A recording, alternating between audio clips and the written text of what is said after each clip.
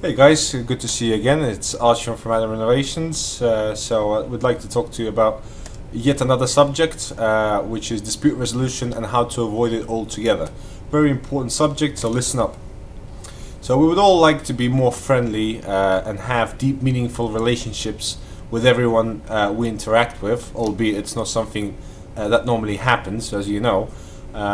Somehow we concentrate on the negatives more, and even if it's not life changing, this is unfortunately human nature, but it's crucial that we work on ourselves tirelessly and continue to grow as individuals. This spreads in all aspects of our life, including dealing with different companies and tradespeople. Over the last 10 years, we've heard all kinds of stories where people act irrationally, even though it's something that could have been resolved quite easily should they kept their ego out of it. It's challenging to find the right approach to everyone you deal with, but there are a few things to consider before making harsh moves. So let's break it down a little bit.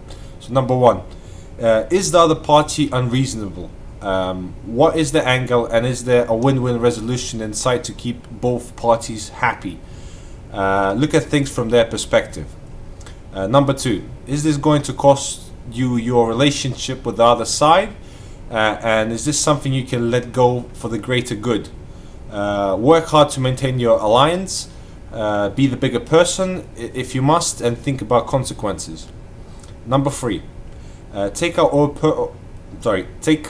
all personal principles out of the equation and try to put yourself into their shoes to understand their argument. Occasionally, we get so hung up on things that matter to us that we can't see obvious clues that we may act unfairly. Number four, seek middle ground, which will save you time, money, and grief. Number five, never insist entirely on only what you have to say, as this will restrict the positive outcomes that you may reach if you are more flexible and open-minded.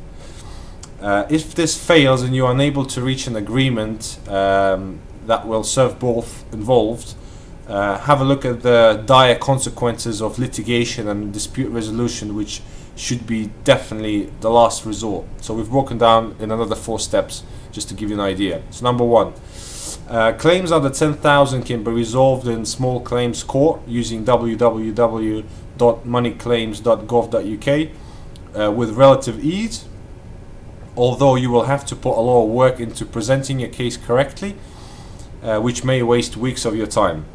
Also be careful, as the other side might counterclaim, which will add stress to the situation as well as cost. Money, if that's a reasonable claim. Well, if it is a reasonable claim. So obviously some people would just do it, out of spite. Others will think it through and try to, do like a poker bet 3 times counterclaim to scare off the original claimant. So, you have to be careful and make sure you have a valid claim.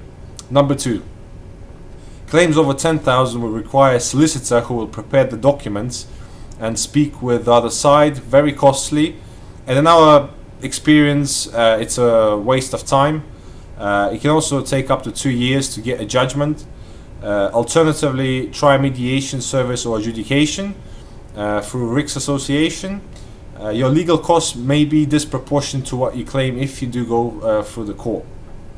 Let's look at number 3, which is dispute resolution. The dispute resolution through RICS is meant to be cheaper than going through courts. However, the average cost spent on expenses related to the preparation of documents, appointing an adjudicator or a mediator, and paying for their time can be as much as £15,000 to £20,000. So huge. This would involve having a strong case based on evidence, clear presentation, and a specialist representing yourself who has experience and consideration for legal circumstances. According to some statistical data, the average that is being awarded to the winning party is roughly 30% of the claim, with the losing party paying the cost of an adjudicator, which is normally about £10,000 on average. So still massive sums, massive figures. They can be quite problematic for the people who are involved in this kind of situation. Number 4, a joint expert can be another option who would prepare a report based on the findings on site, which can then be used to retrieve funds owed.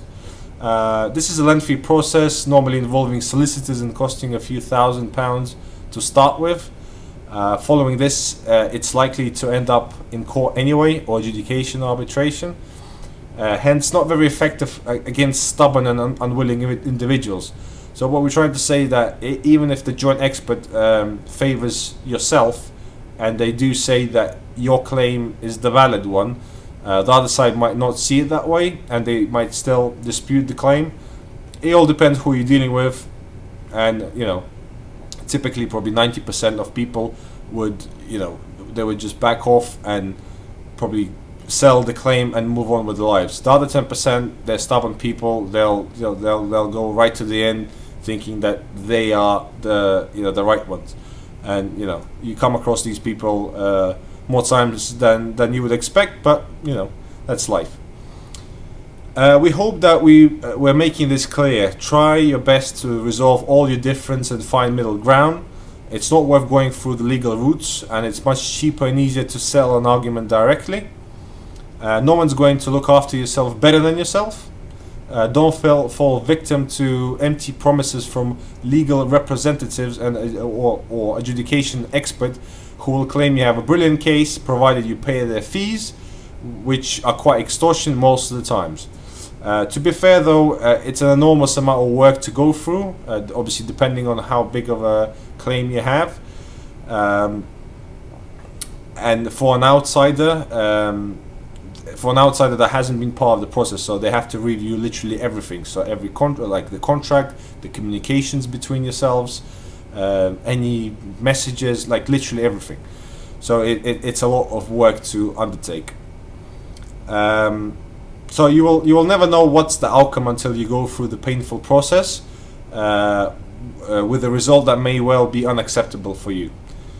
So try your best and stay off the legal system, and try to go direct, talk to the people, level with them, involve someone, like a specialist QS, sit down behind a table and sort out your differences. So definitely do that, and be smart, stay smart.